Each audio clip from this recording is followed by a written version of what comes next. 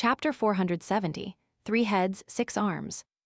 Lumion and Jenna plunged into the darkness, the area that should have been salle de bal brise before the hostel's rooms, and the blue-bereted pixie could escape the entanglement of old bones.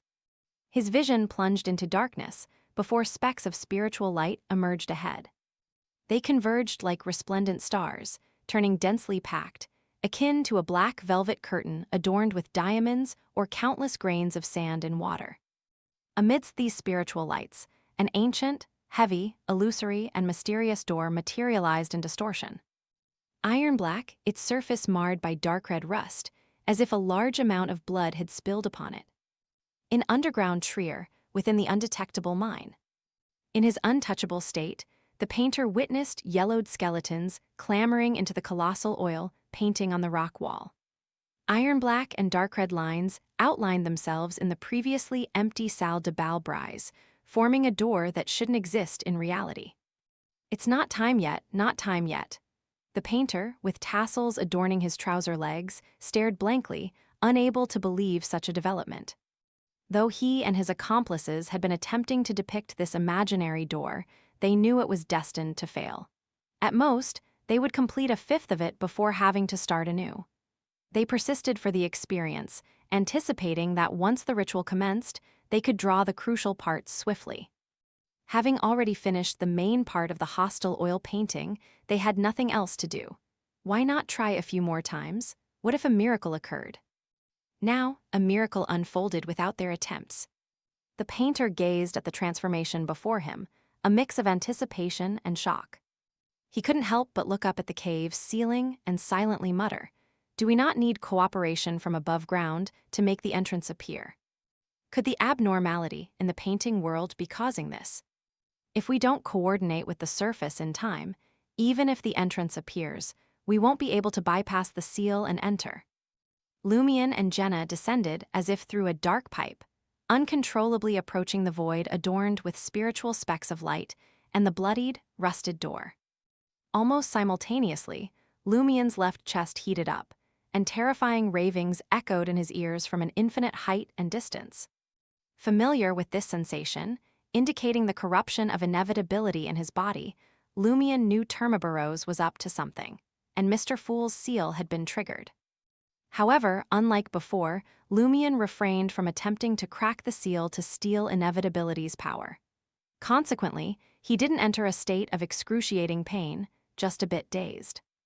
In his daze, Lumion saw Seraphine, room 7, clad in a white halter dress. Other rooms with varied appearances and attire, yet nearly identical dispositions, seemed to detach from the painting world and overlap with the fake Avenue du Marché. The left chests of these rooms emitted a faint glow, suggesting they too had seals on them. Lumion's head spun as a scene, whether real or fake, unfolded before him.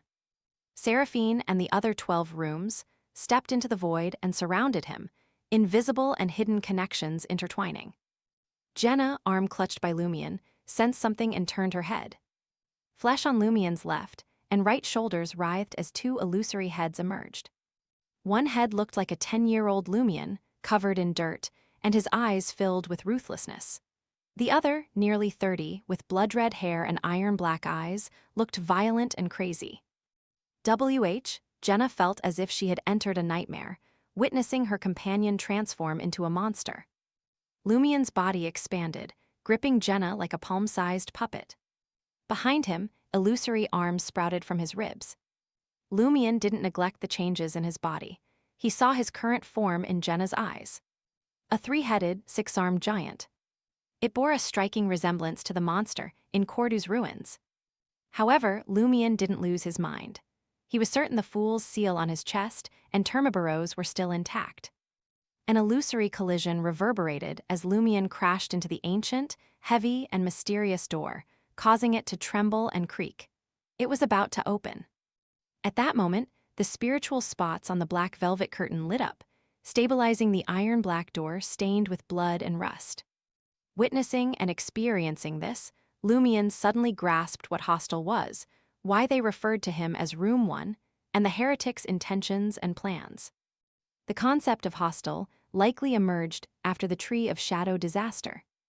At some point, Mepu Mayer, ostracized, established contact with other cults, informing them of Lumien's existence and state. They imitated the situation where an evil god's blessed was sealed within Lumien's body, creating hostel rooms 2 to 13. They invited various evil gods blessed to take up residence, establishing a mystical connection among them based on this systematic similarity. When Lumien entered the painting world, actions taken on the other rooms of hostel were equivalent to acts on Lumien. When the hostel took shape and all the rooms were pieced together, Lumien couldn't help but be affected. Since the rooms displayed the levels of their residents, Lumien underwent a corresponding change. The resident within him was an angel, Termaboros. After the mysticism-based hostile ritual, Lumien, lacking the strength of an angel or a true mythical creature form, had briefly attained the level of an angel. This explained why Voisin Sanson and company didn't leave the room and attacked Lumien directly. Termaboros was sealed, so they naturally wanted him too. They had to maintain this state until the ritual ended. Of course, the heretics weren't kind enough to help Lumien experience the state of an inevitability angel. Their goal was to use this opportunity to enter Fourth Epoch Trier, opening the door using an angel's level. Hence, the hostel had to align with some areas of the market district and exhibit environmental similarities. Lumien speculated that the Salle de Bal Brise's underground corresponded to a weak spot in the seal. In the past, there had even been problems. Many old bones, guided by Alice de Tudor's aura, had crawled out. The corruption leaked, affecting 13 Avenue du Marché. This made Lumien wonder if his arrival in the market district and his stay at Auberge du Coq Doré had something to do with the attraction the underground area had on hunters. Due to this crucial information, the Salle de Bal Brise in the painting world remained blank and dark. The streets surrounding it and the people who often appeared nearby were replicated in appearance. When the corresponding ritual truly commenced, the surface's market district and the underground market district would likely undergo a switch.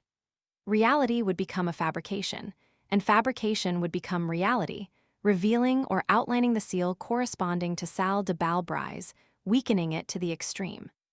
When the time came, Lumien and Angel could open the door to Fourth Epoch Trier.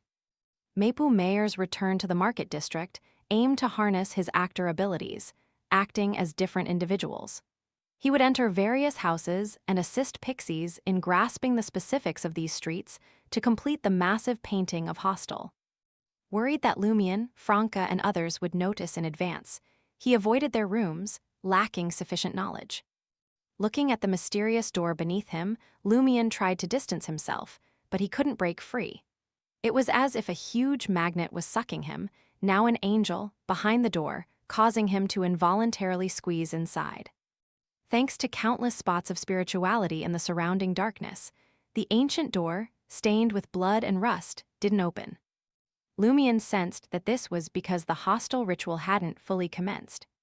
He and Jenna had barged into the painting world ahead of time, disrupting the heretics' arrangements. Now, if the hostile ritual was to be completed and the surface and underground switched, there were at least two key points that couldn't be matched.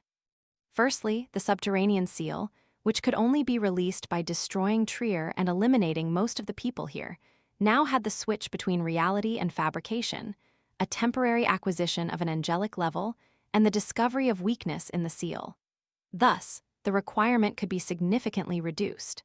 However, lowering the requirement further would necessitate a riot bringing chaos to the surface Trier. Secondly, it was afternoon in the painting world, and the sun was only westering. The sky was still bright, but in reality, it was the middle of the night. The moonlight was dim, and the darkness was dense. Avenue du Marché, Market District. In a double-breasted brown coat, Angoulême de François noted the secret of Église Saint-Robert's old cemetery on paper, placing it in the safe house provided by Hidden Blade, hoping she would discover it in time. The purifier deacon guided his robot toward Imre and Valentine, who awaited near Salle de Bal Brise. At that moment, the rumbling salvos reached his ears. Instinctively, he turned his head to see Trier's sky illuminated by flames. An army rebellion, Angoulême furrowed his brow. Now, most purifiers from the dioceses were dispersed to quell strikes, marches, and protests after daybreak. Unexpectedly, trouble arose in the military camp. Was news of the massive strike deliberately sent to us, forcing a dispersion of forces and making it impossible for us to organize manpower to resolve the problem in a short period of time? A conspiracy by the Iron and Blood Cross Order. Angoulême instantly had a suspicion. In Quartier-Eraste, a wilderness emerged from the Sacred Heart cloister that had been thrown into turbulence and darkness. Lady Moon's voice resonated, her smile evident as she addressed magician and justice. You might not have guessed who's sheltering us this time. Before she could finish, the sound of a baby crying echoed. Waya! The baby's cries were vibrant, bringing forth endless golden sunlight. The entire Sacred Heart cloister transformed into a blazing sun, piercing through the turbulent storm and distorting space. In the real Trier, the still sleeping citizens were jolted awake by the sunlight. In apartment 601, Franca and Anthony Reed instinctively looked up at the suddenly bright sky. A dazzling golden sun hung in the sky, positioned to the west,